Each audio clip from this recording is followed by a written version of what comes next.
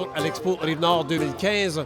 On est jeudi soir, on est pendant notre petit cocktail et on vient de rencontrer M. Pierre Poirier, qui est digne représentant des tentes Grand-Champ. Exactement. Bonsoir, mon cher. Bonsoir, bonsoir. Ça va bien? Parce qu'on est dans une tente, un chapiteau Grand-Champ présentement. Oui, exactement. Question facile, question simple, je ne sais pas.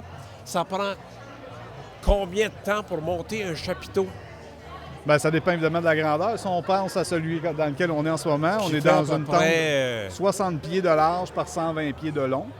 Donc, c'est un 3600 pieds carrés. Ça va prendre généralement là, un 4 à 5 heures, 3-4 hommes. Pas plus que ça?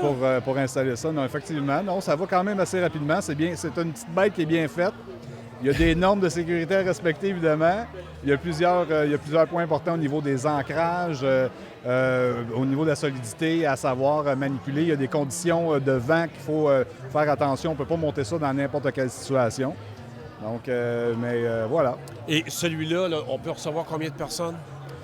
Écoute, on parle de 3600 pieds carrés. Si on va d'une formule banquet assis en table ronde avec un stage, une piste de danse comme on a ici, grosso modo, un 350-400 personnes, 400 invités, assis en table ronde, un beau banquet. Ces tentes-là, habituellement, sur des situations comme ça, on va mettre ça sur un plancher à grandeur pour plus de confort. Donc, s'il fait beau, on ouvre les murs, on profite excessivement de la température du dehors.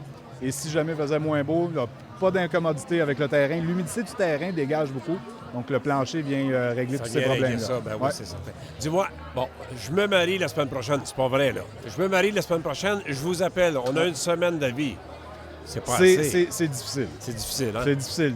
Normalement, on devrait s'y prendre combien de temps d'avance? Bien, écoutez, c'est sûr que si on parle d'une planification de mariage, peu importe laquelle que c'est, on est mieux d'avoir fait un tour d'horizon au moins un an au préalable pour pouvoir contempler l'enveloppe budgétaire. Combien ça va coûter dans l'ensemble avant de pouvoir prendre des décisions. On ne commence pas par dire oh, « j'ai mon DJ », puis on s'engage notre DJ.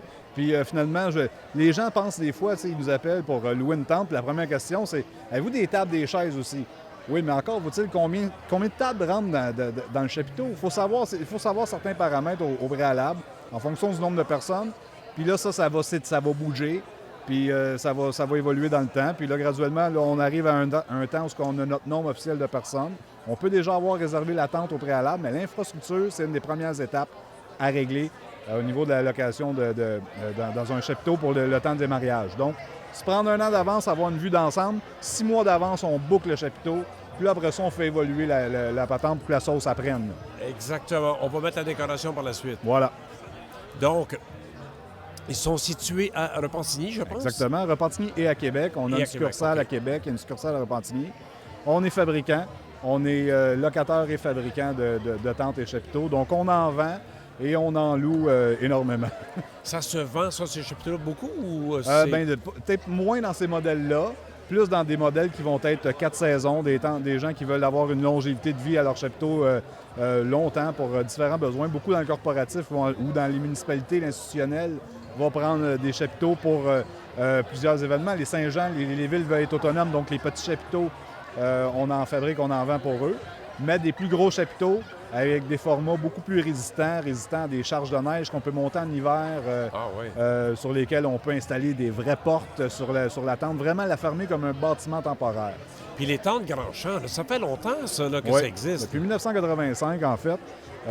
Juste de mon côté, je suis là depuis l'âge de 23 ans. Donc, ça fait déjà plus de 20 ans que je suis là. Donc, c'est quelque chose, c'est une belle entreprise au Québec qui prend de l'ampleur et qui prend de la place. On développe continuellement de nouveaux produits, de nouveaux concepts. Et félicitations, mon cher, puis j'étais très, très honoré de te rencontrer. Bien, moi de même, merci de m'avoir reçu. Merci. Merci.